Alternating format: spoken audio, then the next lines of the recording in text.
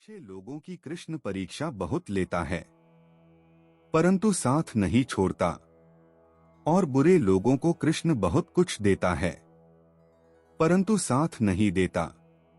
जिंदगी में दो लोगों का होना बहुत जरूरी है।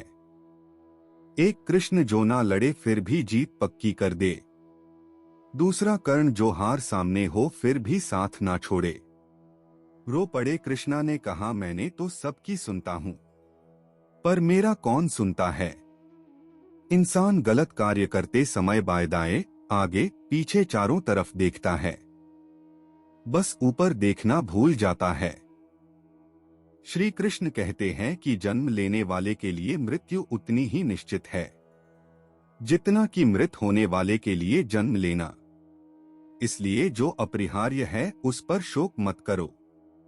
मैं किसी के भाग्य का निर्माण नहीं करता और ना ही किसी के कर्मों के फल देता। भरोसा अगर खुद पर रखो तो ताकत बन जाती है, और दूसरों पर रखो तो कमजोरी बन जाती है। आप कब सही थे इसे कोई याद नहीं रखता है, लेकिन तुम कब गलत थे इसे सब लोग याद रखते हैं। मैं सभी प्राणियों को समान रूप से देखता हूँ। ना कोई मुझे कम प्रिय है ना अधिक, लेकिन जो मेरी प्रेमपूर्वक आराधना करते हैं वो मेरे भीतर रहते हैं और मैं उनके जीवन में आता हूँ।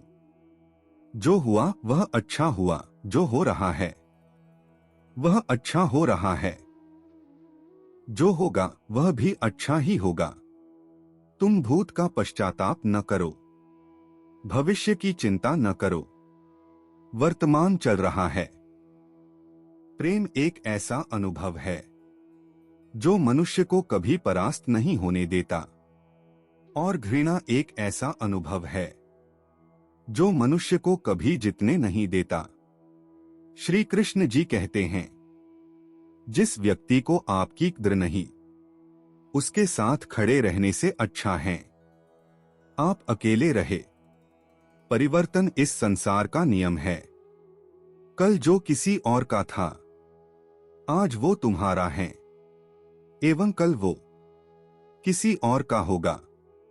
प्यार और तकदीर कभी साथ नहीं चलते, क्योंकि जो तकदीर में होते हैं उनसे कभी प्यार नहीं होता, और जिससे हमें प्यार हो जाता है वह तकदीर में नहीं होता। श्री कृष्ण कहते हैं, मनुष्य को जीवन में श्रेष्ठ बनने का प्रयास अवश्य करना चाहिए, परंतु जीवन में हमेशा उत्तम ही रहना चाहिए। हर कीमती चीज को उठाने के लिए झुकना ही पड़ता है। माँ और पिता का आशीर्वाद भी इनमें से एक है। अगर व्यक्ति शिक्षा से पहले संस्कार, व्यापार से पहले व्यवहार और भगवान से पहले माता पिता को पहचान ले तो जिंदगी में कभी कोई कठिनाई नहीं आएगी।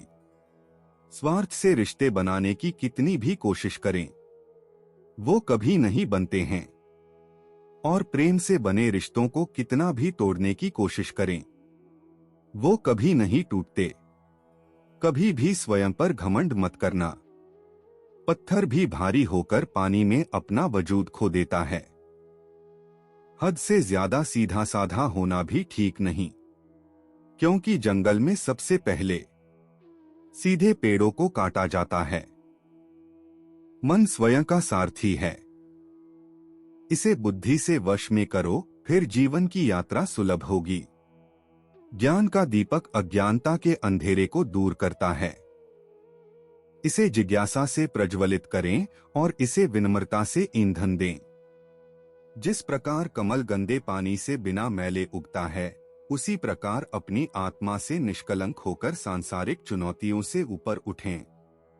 भक्ति की सुगंध धूप की तरह हृदय में बनी रहती है। इसे परमात्मा को अर्पित करें और आपकी आत्मा को इसका माधुर्य मिल जाएगा। अतीत को जाने दो, यह अब मौजूद नहीं है। भविष्य को पकड़ो, यह अभी बाकी है।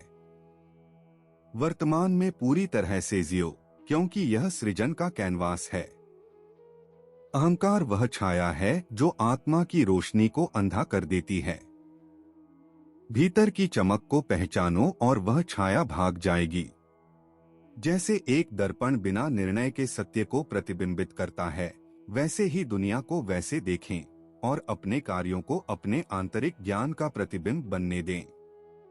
दुनिया को बदलने का नहीं, बल्कि खुद को बदलने का प्रयास करें, क्योंकि उस परिवर्तन में आपके आसपास की दुनिया भी बदल जाएगी।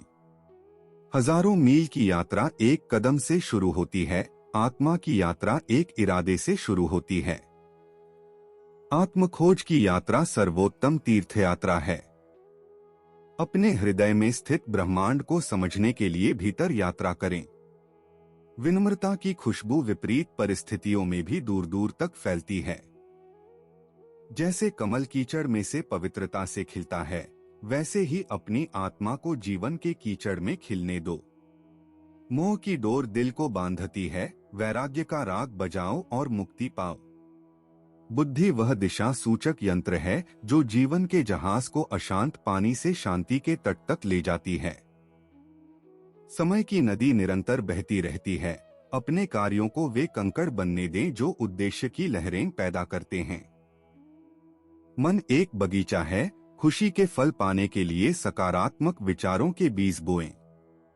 आत्मनिरीक्षण के दर्पण में अपने कर्मों का प्रतिबिंब देखें और इसे अपने परिवर्तन का मार्गदर्शन करने दें। क्रोध की अग्नि उसे जलाने वाले को भस्म कर देती है, इसीलिए इसे धैर्य के जल से शांत करो। करुणा का दीपक इतना प्रकाशमान हो कि वह हर कोने से पीड़ा का अंधकार दूर कर दे।